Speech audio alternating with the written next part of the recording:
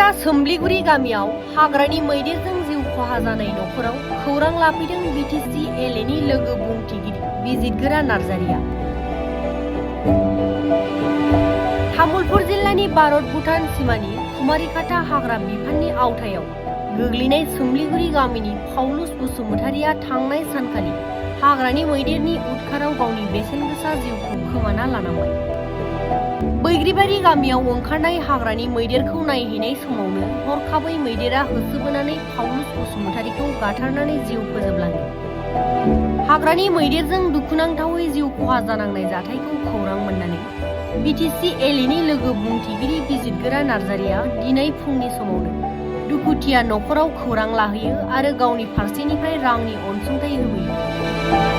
बेजों लोगोसेनो हाग्रानि मैदेरजों जिउ खहा जायोब्ला नख'रनि सोद्रोमाफोरनो 4 लाख रां होनाय सरकारि अनसुंथाइखौ थाबैनो मोनफुंनो हानाय बायदि राहा खालामनानै होनाय जागोन होननानै बुंथिदों बिजितगोरा नार्जारिया।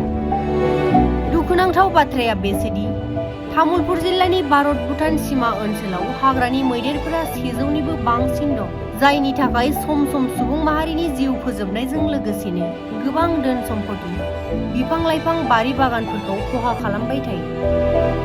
मख'नाया गोनांदि भारत-भुटान सीमा साखाथि कुमारिकाटा ओनसोलाव हाग्रानि मैदेरा 2025-26 बोसोराव सा 20निबो बांसिन सुबुंफोरखौ जिउ फोजोबबाय।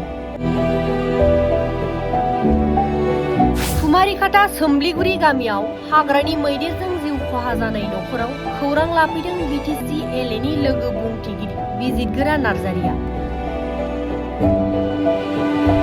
तामुलपुर जिल्लानि भारत-भुटान सिमानि कुमारिकाटा हाग्रा बिफाननि आवथायाव गोग्लैनाय सोमलिगुरि गामिनि पाउलुस बसुमतारिया थांनाय सानखालि हाग्रानि मैदेरनि उदखाराव गावनि बेसेनगोसा जिउखौ खोमाना लानांबाय।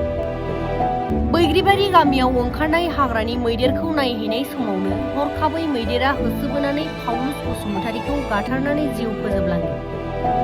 हाग्रानि मैदेरजों दुखुनांथावै जिउ खहा जानांनाय जाथायखौ खौरां मोननानै Btcla नि लोगो बुंथिगिरि बिजितगोरा नार्जारिया दिनै फुंनि समावनो दुखुथिया नख'राव खौरां लाहैयो आरो गावनि फारसेनिफ्राय रांनि अनसुंथाइ होबोयो। बेजों लोगोसेनो हाग्रानि मैदेरजों जिउ खहा जायोब्ला नख'रनि सोद्रोमाफोरनो 4 लाख रां होनाय सरकारि अनसुंथाइखौ थाबैनो मोनफुंनो हानाय बायदि राहा खालामनानै होनाय जागोन होननानै बुंथिदों बिजितगोरा नार्जारिया। दुखुनांथाव बाथ्राया बेसोदि तामुलपुर जिल्लानि भारत-भुटान सीमा ओनसोलाव हाग्रानि मैदेरफोरा 100निबो बांसिन दं, जायनि थाखाय सम सम सुबुं माहारिनि जिउ फोजोबनायजों लोगोसेनो गोबां धोन सम्पति, बिफां-लाइफां, बारि बागानफोरखौ खहा खालामबाय थायो।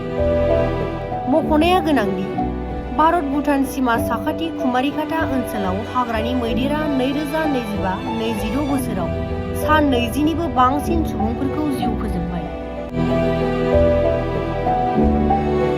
कुमारिकाटा सोमलिगुरि गामियाव हाग्रानि मैदेरजों जिउ खहा जानाय नख'राव खौरां लाफैदों Btcla नि लोगो बुंथिगिरि बिजितगोरा नार्जारिया। तामुलपुर जिल्लानि भारत-भुटान सिमानि कुमारिकाटा हाग्रा बिफाननि आवथायाव गोग्लैनाय सोमलिगुरि गामिनि पाउलुस बसुमतारिया थांनाय सानखालि हाग्रानि मैदेरनि उदखाराव गावनि बेसेनगोसा जिउखौ खोमाना लानांबाय। बैग्रिबारि गामियाव ओंखारनाय हाग्रानि मैदेरखौ नायहैनाय समावनो हरखाबै मैदेरा होसोबोनानै पाउलुस बसुमतारिखौ गाथारनानै जिउ फोजोबलाङो।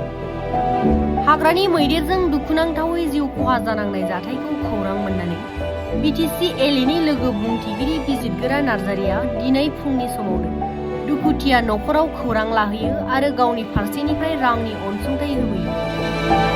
बेजों लोगोसेनो हाग्रानि मैदेरजों जिउ खहा जायोब्ला नख'रनि सोद्रोमाफोरनो 4 लाख रां होनाय सरकारि अनसुंथाइखौ थाबैनो मोनफुंनो हानाय बायदि राहा खालामनानै होनाय जागोन होननानै बुंथिदों बिजितगोरा नार्जारिया। दुखुनांथाव बाथ्राया बेसोदि तामुलपुर जिल्लानि भारत-भुटान सीमा ओनसोलाव हाग्रानि मैदेरफोरा 100निबो बांसिन दं, जायनि थाखाय सम सम सुबुं माहारिनि जिउ फोजोबनायजों लोगोसेनो गोबां धोन सम्पति, बिफां-लाइफां, बारि बागानफोरखौ खहा खालामबाय थायो। मख'नाया गोनांदि भारत-भुटान सीमा साखाथि कुमारिकाटा ओनसोलाव हाग्रानि मैदेरा 2025-26 बोसोराव सा 20निबो बांसिन सुबुंफोरखौ जिउ फोजोबबाय।